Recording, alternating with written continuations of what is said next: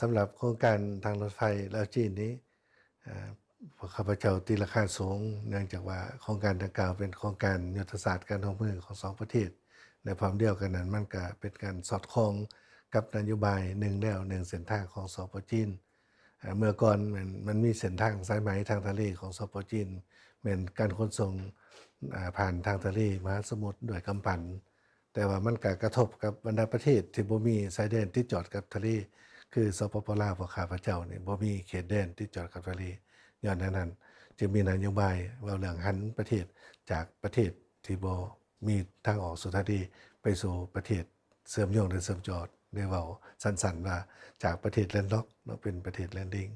ส่วนโครงการทางรถไฟลาวจีนนี้แม่นการสนับสนุนโดยตรงและก็แม่นความมุ่งมา่พัฒนา ของประชาชนลาวนะอยากให้มีเส้นทางดังกล่าวข้าพเจ้าก็ทราบว่าโครงการทางรถไฟลาวจีนนี้เป็นการก่อสร้างอยู่ในระยะที่มีการระบาดของโควิด -19 แต่ว่าย้อนการสีนำผ้าของ2ภาค2รัฐและความรับผิดชอบของคณะรับผิดชอบก่อสร้างจึงได้ตัดสินใจเฮ็ดให้โครงการดังกล่าวนี้ได้สำเร็จตามแผนการฉะนั้นแล้วอิงใส่บทวิภาคเศรษฐกิจเทคนิคของโครงการน่ะ เหมือนการบริการตัวจริงมันลืมบทวิภาคที่ได้กำหนดไว้ถือว่าเป็นโครงการที่มีผลประโยชน์สูงสุดสำหรับสปปลาวและก็เป็นการอำนวยความสะดวกสนับสนุนนโยบาย1แล้ว1เส้นทางของสปจีนที่จะมีเส้นทาง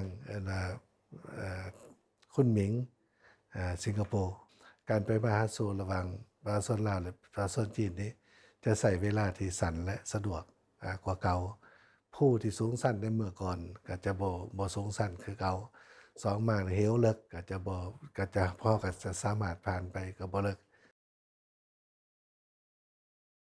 เนื่องจากว่ามีโครงการทางรถไฟนี้คือข้าพเจ้าได้เสนอไปแล้วแม่นช่วยเฮ็ดให้ระบบการขนส่งสินค้าของสปปลาวเนี่ยมีการพัฒนาอย่างก้าวกระโดดเทียบใส่เมื่อก่อนสำหรับสินค้าที่เขาส่งมาจีนนี้ส่วนใหญ่เป็นสินค้ากสิกรรมเป็นต้นเป็น พอเราส่งออกมีสัตว์เลี้ยงแด่เนาะงัวแล้วก็มียางพาราแด่แล้วก็มี